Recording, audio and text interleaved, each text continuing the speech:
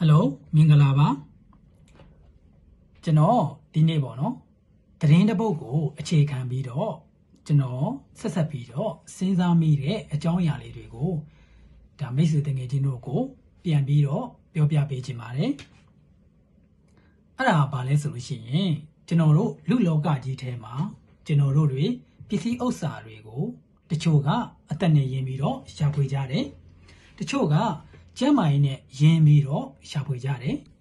တချို့ကဘဝတွေနဲ့ယဉ်ပြီးတော့ပစ္စည်းဥစ္စာတွေကိုရှာဖွေကြပါတယ်ပစ္စည်းဥစ္စာရဲ့အနှစ်သာရဆိုတာဘာလဲဆိုတာကိုပြောပြပေးခြင်းပါတယ်ဘာကြောင့်ပြောပြပေးခြင်းတာလဲလို့ဆိုရင်ဥစ္စာဆိုတာရန်သူမျိုး၅ပါးကြောင့်ပျက်စီးတတ်တယ်လို့ဘုရားရှင်ရဲ့တရားတော်တွေကိုဘုရားရှင်ရဲ့သားတော်တွေဖြစ်ကြတဲ့ယဟန်ရှင်သူမြတ်တွေကပြန်ပြီးဟောပြစုစုမပြတာကိုကျွန်တော်တို့အားလုံးကြားနာဖို့ပြီးသားဖြစ်ပါတယ်။သို့တော့ကျွန်တော်တို့လူတွေကပစ္စည်းဥစ္စာဆိုတာရန်သူမျိုး၅ပါးကြောင့်လွယ်လွယ်လေးပျက်စီးသွားတတ်တယ်ဆိုတာကိုတကယ်ရောယုံကြည်ကြပါရဲ့လားခင်ဗျာ။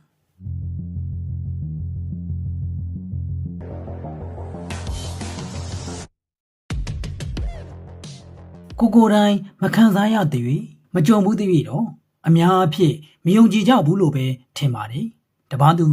ကိုချင်းစာရမယ်ဆိုတာကိုကျွန်တော်တို့ငယ်စဉ်ကလေးဘဝတွေကသိပြီးသားကြားဖို့ပြီးသားဖြစ်တဲ့အရာတစ်ခုဖြစ်ပါတယ်ကျွန်တော်တို့ကိုချင်းစာတတ်ပါသလားကိုချင်းစာတရားထားတယ်ဆိုတာဘယ်လိုမျိုးပါလဲကိုချင်းမစာနာဘူးလို့ပဲပြောရပါမယ်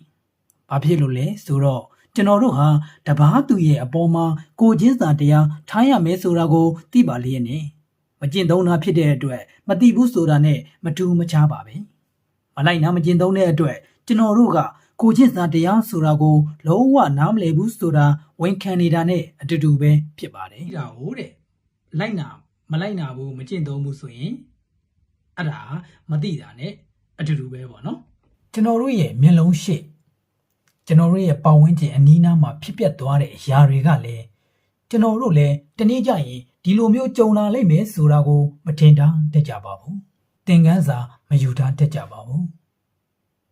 ငါတို့ကကြုံကျင်မှကြုံမှာပါကွာလို့စိတ်ထဲမှာအောက်မေ့သဘောထားတတ်ကြပါတယ်ဘာကြောင့်ပါလဲလို့မေးရင်ရှင်းရှင်းလေးပါပဲ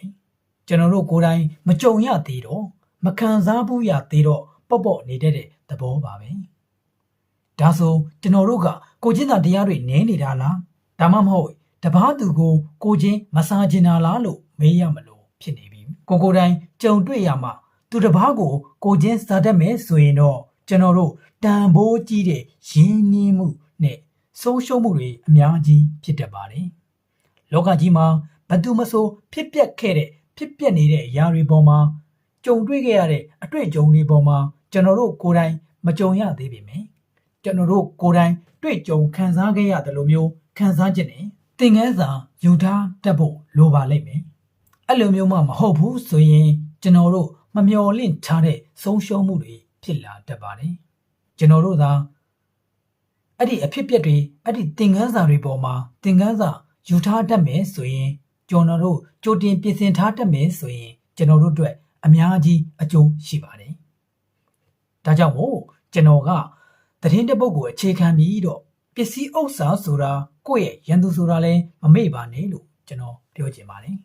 ။ဘာလို့ပြောပြချင်တာလဲဆိုရင်ပစ္စည်းဥစ္စာဆိုတာဒီနေ့ခေတ်ဆိုစနစ်ဆိုရဲ့အောက်မှာပေါ့နော်။ရန်သူမျိုး၅ပါးကြောင့်ပျက်စီးနေတယ်ဆိုတာကိုမျက်ဝါးထင်တွင်တွေ့နေရတာကိုကျွန်တော်ပြောပြချင်တာပါ။ဒီတစ်ခုတည်းတော့မဟုတ်ပါဘူး။ရန်သူမျိုး၅ပါးကြောင့်ပျက်စီးသွားရတဲ့တိတာထင်ရှားတဲ့အဖြစ်အပျက်မျိုးတွေအများကြီးရှိပါတယ်။ရန်သူမျိုး၅ပါးကြောင့်ပျက်စီးတတ်တယ်ဆိုတဲ့အကြောင်းအရာလေးတစ်ခုကိုပဲကျွန်တော်ချပြချင်တာပါ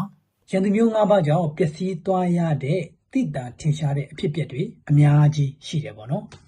ကျွန်တော်ရန်သူမျိုး၅ပါးကြောင့်ပျက်စီးသွားတယ်ဆိုတဲ့အကြောင်းအရာလေးတစ်ခုကိုပဲကျွန်တော်ကချပြချင်တာပေါ့နော်မန္တလေးမှာတဲ့အငိမ့်သားပေါင်မောက်ခပေါ့နော်ဒေါက်တာထွေထွေတဲ့နော်သူကအင်ချမ်မီဝယ်တယ်နဲ့တူပါတယ်နော်အင်ချမ်မီတွေကိုသူကလိုက်လံပြသမယ်ဆိုပြီးတော့သူ့ကိုခေါ်ရတယ်ပေါ့နော်အဲ့လိုမျိုးခေါ်သွားပြီးတဲ့နောက်မှာနော်ရိုင်းနဲ့တက်ဖြတ်ပြီးတော့ရှိတဲ့နော်လက်ဝတ်လက်စားတွေပိုင်ဆိုင်မှုတွေကိုတဲ့လူရက်သွားခြင်းခံရတယ်တဲ့ဒါကပသိမ်ကြီးမျိုး အနောက်ဘက်ကိုခေါ်ဆောင်သွားပြီးတဲ့နောက်မှာတည်ဆုံးနေတာကိုတွေ့ရပါတယ်တဲ့နော်ကျူးလွန်တဲ့သူတွေကိုဖမ်းဆီးရမိတာမျိုးမရှိပါဘူးတဲ့နော်ဒီနေ့စနစ်ဆိုရအောက်မှာလဲနော်ဖမ်းဆီးရမိတာမျိုးထုံးစံမရှိဘူးသိကြတယ်ဘာကြောင့်ပါလဲသိရင် comment မှာဝင်ရေးသွားပေးကြအောင်ပေါ့နော်ကျွန်တော်တို့ပေါ့နော်ငလင်လောက်ခဲ့တယ်ငလင်လောက်တာလို့ဒါဆိုတစ်လကြော်လာပြီပေါ့နော်အဲ့ဒီတစ်လကြော်ပြီးတဲ့နောက်မှာလဲတဲ့နော်ဒီမန္တလေးမြို့မှာဆိုရင်တဲ့နော်မန္တလေးမြို့မှာဆိုရင်ညဘက်ဆိုရင်တခိုးတွေနော်တခိုးတွေကတောင်းရမ်းတယ်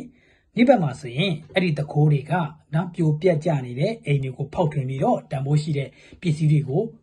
ဒါယူသွားကြတယ်နော်ယူသွားကြတယ်ပေါ့နော်ပြီးသွားလို့ရှိရင်နော်ဓာတ်ကင်ပြီးတော့ပေါ့နော်ချင်းချောက်လူရက်တာတွေလည်းရှိနေတယ်တဲ့နော်တကယ်ကိုစိတ်နှလုံးမချမ်းမြေ့စရာသတင်းစကားတွေပဲဖြစ်တယ်ပေါ့နော်ကျွန်တော်တို့ကတမန်အာဇီဝကြကြနဲ့နော်အချိန်တွေအများကြီးရင်းပြီးတော့ရှာခဲ့ရတဲ့ပစ္စည်းဥစ္စာတွေကကျွန်တော်တို့ရဲ့ရန်သူဖြစ်သွားတာပေါ့နော်ဘာကြောင့်လဲဆိုတော့ဒီလက်ဝက်နော်လက်ဝက်ရတနာတွေကိုလိုချင်တာနဲ့တင်ကျွန်တော်တို့ကိုရိုက်တက်သွားတယ်ဆိုတော့အဓိကကြောင့်ရင်ကဒီကျွန်တော်တို့ရှာထားတဲ့ပစ္စည်းဥစ္စာကြောင့်ဟောနော်အားကြောင့်မို့ကျွန်တော်တို့ရှာဖွေထားတဲ့ပစ္စည်းဥစ္စာကလည်းကျွန်တော်တို့ရဲ့ရန်သူဖြစ်သွားရတယ်ဆိုတာကိုကျွန်တော်ပြောပြခြင်းနဲ့ပြောရရင်ဘာကြောင့်ဒီလိုမျိုးတွေဖြစ်နေတာလဲဆိုတာကိုကျွန်တော်စဉ်းစားရအောင်တွေးထားတယ်ပေါ့နော်ကျွန်တော်စဉ်းစားထားတဲ့ဒီအချက်လေး၃ချက်ကိုပြောပြခြင်းနဲ့တကယ်လို့ကျွန်တော်တွေးထားတဲ့အချက်၃ချက်နဲ့ဒါကူကြည့်နေခဲ့ဗီဒီယိုကြည့်နေတဲ့ဒါမိတ်ဆွေတို့နဲ့တူတယ်ဆိုလို့ရှိရင်တော့ comment မှာရေးပေးသွားအောင်ပေါ့နော်ဘယ်ချက်တွေတူတာလဲဆိုတာနော်နံပါတ်1အနေနဲ့ဘာကြောင့်ဒီလိုမျိုးဖြစ်ရလဲဆိုရင်ဒါကတော့လွယ်လွယ်လေးကတော့ကျွန်တော်တို့ခေတ်ဆိုစနစ်ဆိုနဲ့ကြုံရတာပေါ့နော်ကျွန်တော်ကပို့ပြီးတော့ထပ်တွေးကြည့်တာကတော့ကျွန်တော်တို့ရဲ့စိတ်ထားတွေဟာတကယ်ကိုအောက်တန်းကျပြီးအောက်တန်းကျပြီးတော့ဆုပ်ယုပ်လာတာကြောင့်တစ်ဖက်သားကိုကောက်ကြည့်ရုံမာပြီးတော့တပို့တယ်ထားတတ်တဲ့ကျွန်တော်တို့အတ္တတွေများလာတယ်တပားသူရဲ့ပစ္စည်းဥစ္စာတွေကိုကျွန်တော်တို့အချောင်းလိုချင်တာတဲ့စိတ်တဲ့ကြောင့်လို့နံပါတ်2အနေနဲ့ကတော့ဟိရိဥတ္တပဆိုတဲ့ဒါအရှက်တရားအကြောက်တရားတွေနဲလာတာကြောင့်ပြီးရင်ကျွန်တော်တို့မှန်မှန်ကန်ကန်တွေးတောဆုံးဖြတ်နိုင်တဲ့အသိပညာအားနည်းလာတဲ့အတွက်ကြောင့်လို့ကျွန်တော်ထင်တယ်။ဘာဖြစ်လို့လဲဆိုတော့ကျွန်တော်တို့သင်ယူခဲ့ရတဲ့ပညာရေးစနစ်အားနည်းခဲ့ရတဲ့အချက်ကြောင့်လို့တော့ကျွန်တော်မြင်မိပါတယ်။နံပါတ်3အနေနဲ့ကတော့ကျွန်တော်တို့ရဲ့တိုင်းပြည်ကျွန်တော်တို့ရဲ့နိုင်ငံအခြေအနေဟာမတည်ငြိမ်တဲ့အခြေအနေမှာရှိတဲ့အတွက်ကြောင့်ပြီးရင်တရားဥပဒေစိုးမိုးရေးဆိုတဲ့တရားဥပဒေစနစ်ကအားနည်းလာတဲ့အတွက်ကြောင့်ပေါ့နော်ကျွန်တော်တို့ပြဿနာတစ်ခုဖြစ်တယ်ဆိုရင်ကျွန်တော်တို့လာပြီးတော့ပေါ့နော်အမှုမှန်ပေါ်ပေါက်ဖို့ဒါဥပမာပေါ့တရားခံကိုအမြန်ဆုံးဖမ်းမိဖို့တရားဥပဒေနဲ့အညီအရေးယူပေးနိုင်တဲ့အခြေအနေမရှိတော့တဲ့အတွက်ကြောင့်ပေါ့နော်ဒါကြောင့်မို့ကျွန်တော်တို့ရဲ့နိုင်ငံကျွန်တော်တို့ရဲ့တိုင်းပြည်ဟာဘယ်ခြေနေရောက်နေပြီလဲဆိုတာကိုကျွန်တော်ကသိသိချင်ပါတယ်ဒီနေ့ဒီခေတ်ဒီလိုမျိုးအချိန်အခါမျိုးမှာအဆအဆရကိုသတိထားစေချင်ပါတယ်ဒါကြောင့်မို့ကျွန်တော်တို့ရှာဖွေထားတဲ့ပစ္စည်းဥစ္စာကိုအချိန်အခါနဲ့လိုက်ပြီးတော့ကျွန်တော်တို့ထိမ့်သိမ့်တတ်ဖို့လိုပါတယ်ဝစ်စင်တတ်ဖို့လိုပါတယ်ရင်းနှီးမြှုပ်နှံတတ်ဖို့လိုပါတယ်ကျွန်တော်တို့မကြွားမိတဲ့နေရာမှာကြွားမိတယ်ဆိုရင်အခုလိုခေတ်ဆိုစနစ်မျိုးရဲ့အောက်မှာပေါ့နော်ရန်သူမျိုး၅ပါးကြောင့်လွယ်လွယ်လေးပျက်စီးတတ်တယ်ပို့ပြီးတော့ပျက်စီးတတ်တယ်ဆိုတာကိုသတိထားသိချင်ပါတယ်မျိုးမှာကျွန်တော်တို့တွေဓမြတိုက်ခံရတယ်ကျွန်တော်တို့ပိုင်ဆိုင်ထားတဲ့ပစ္စည်းဥစ္စာတွေကိုအနှုချမ်းစီးခံရတယ်ကျွန်တော်တို့ရဲ့ဒါဆွေမျိုးသားချင်းတွေကိုစော်ကားခံရတယ်ဆိုရင်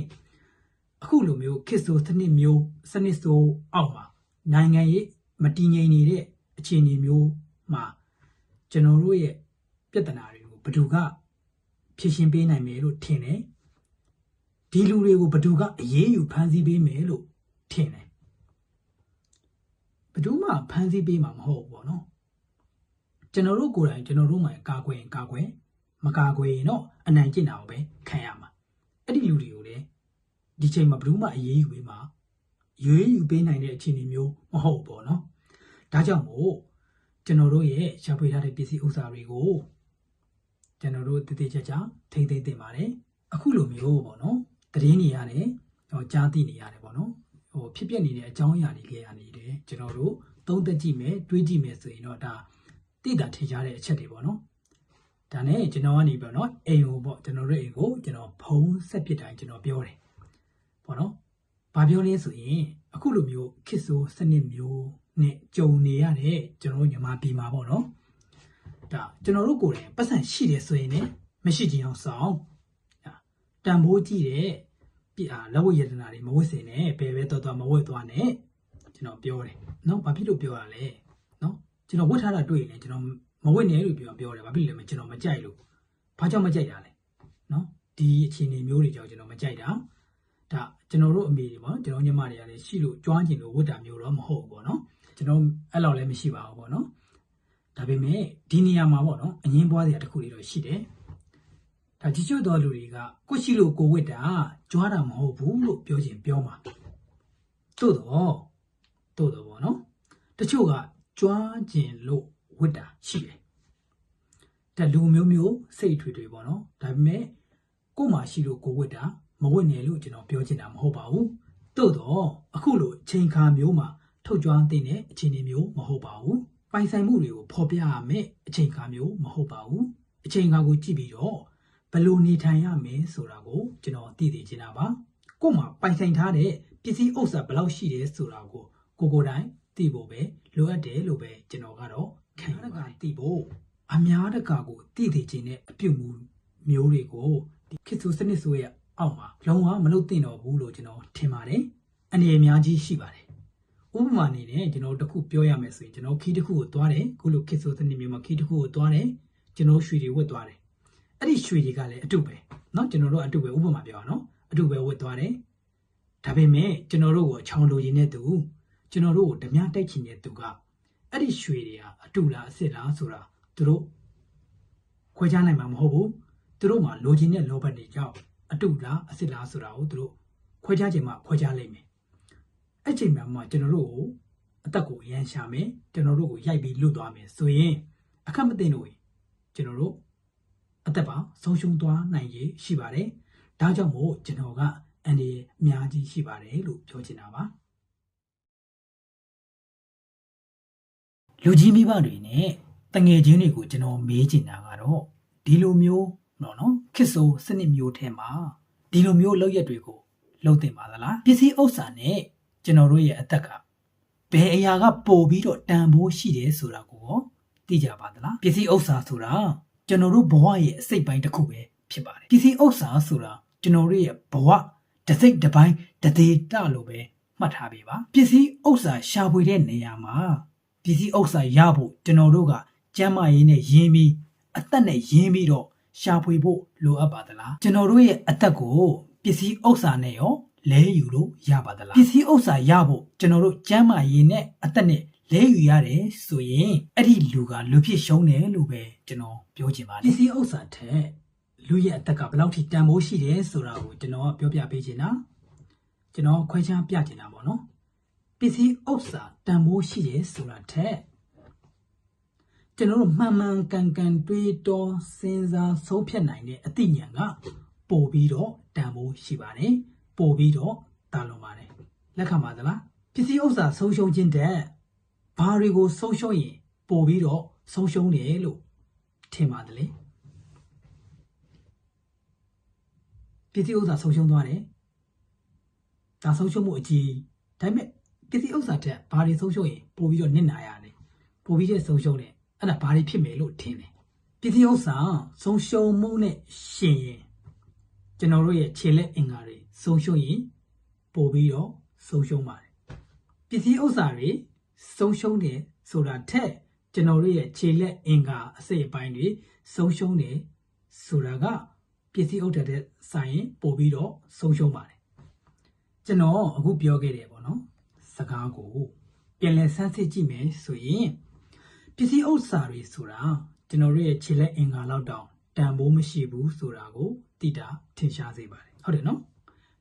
ပစ္စည်းဥစ္စာဆိုတာကျွန်တော်တို့ခြေလက်အင်္ဂါတွေလောက်တောင်တန်ဖိုးမရှိပါဘူးမဟုတ်ဘူးကျွန်တော်ညင်းမယ်မဟုတ်ဘူး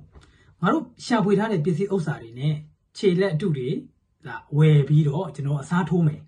မတူဘူးလေနော်မတူဘူးလေမရဘူးလေနော် အတူကအတူပဲအစ်စ်မှမဟုတ်တာနော်အစ်စ်ကတန်ဖိုးကြီးတယ်နော်အစ်စ်ကတန်ဖိုးကြီးတယ်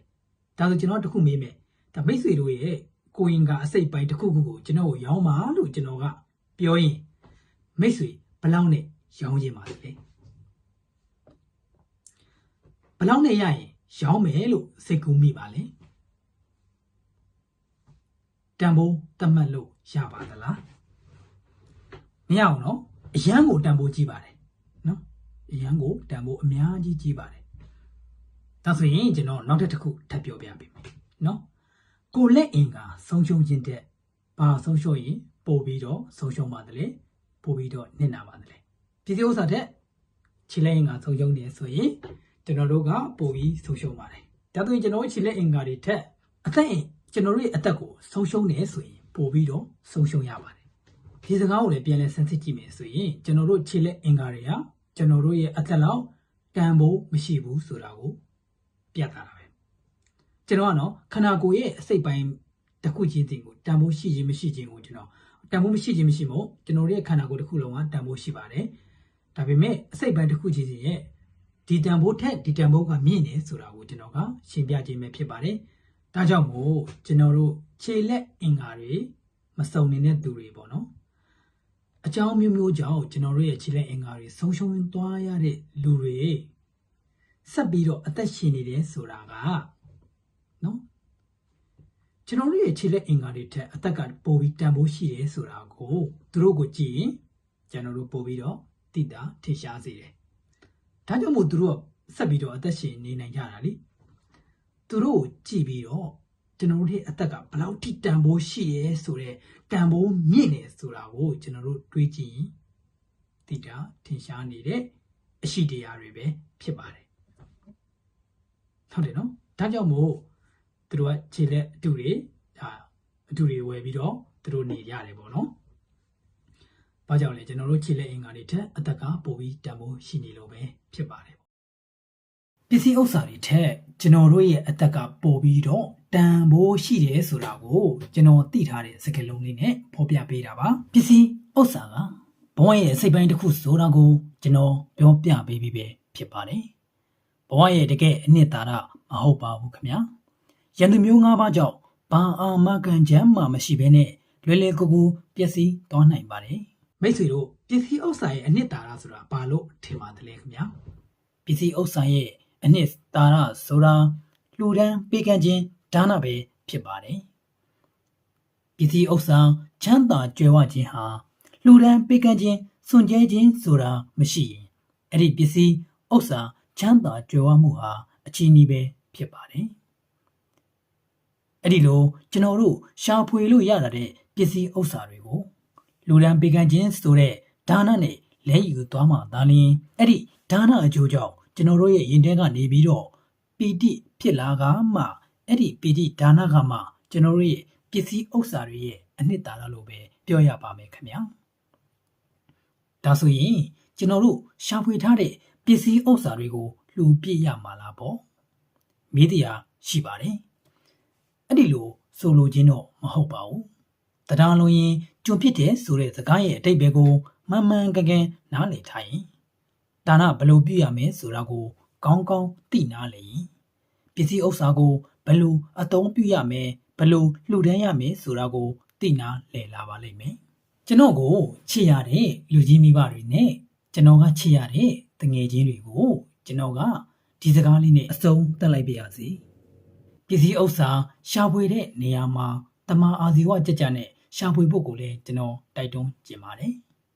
မတမာအာဇီဝနဲ့မတမာမှုတွေနဲ့စီးပွားဥစ္စာမရှာကြဖို့ကိုလည်းကျွန်တော်ပြောကြားကျင်ပါတယ်